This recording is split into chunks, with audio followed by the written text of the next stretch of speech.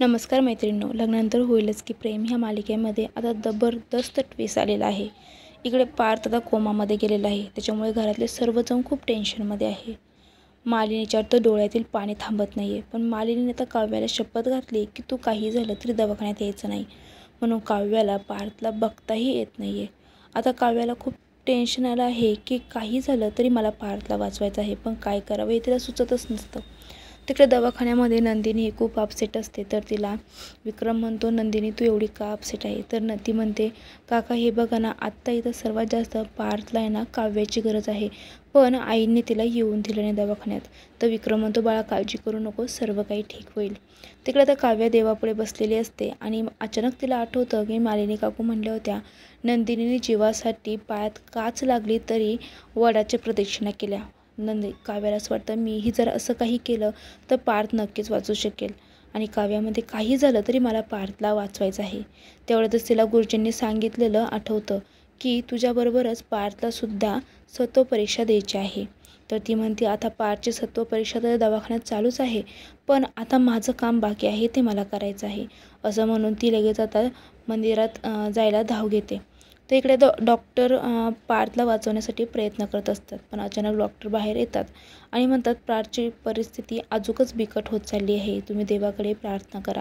आता सर्वजण खूप टेन्शनमध्ये आहे.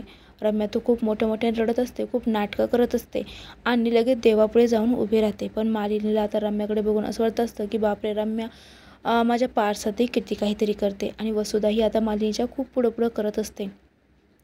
तर इकडे आता काव्य ही देवाची प्रदक्षिणा घालत असते. हातावरती तिने कापूर पेटवलेला असतो.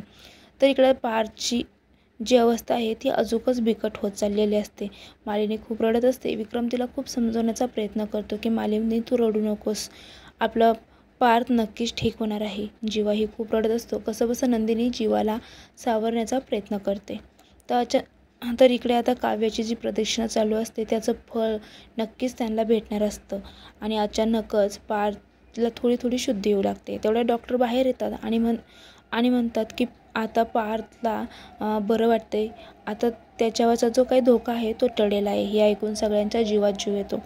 तर तेवढ्यात आता नंदिनीला कोणाचा तरी फोन येतो आणि ते सांगतात की तुमची बहीण इथे मंदिरामध्ये प्रदक्षिणा करत आहे, तिला खूपच त्रास होत आहे, तरीही ती थांबत नाही आहे. नंदिनी आता हे मालिनीला सांगते.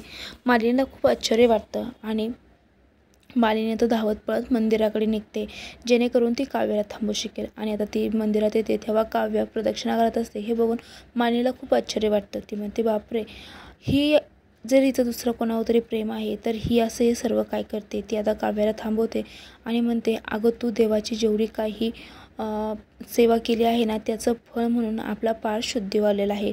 चल, पार्थ फक्त तुझंच नाव घेत आहे, आत्ताच्या आता हॉस्पिटलमध्ये जाऊया आणि पार्थला भेटूया. असं म्हणून दोघीही जणी आता हॉस्पिटलमध्ये जातात.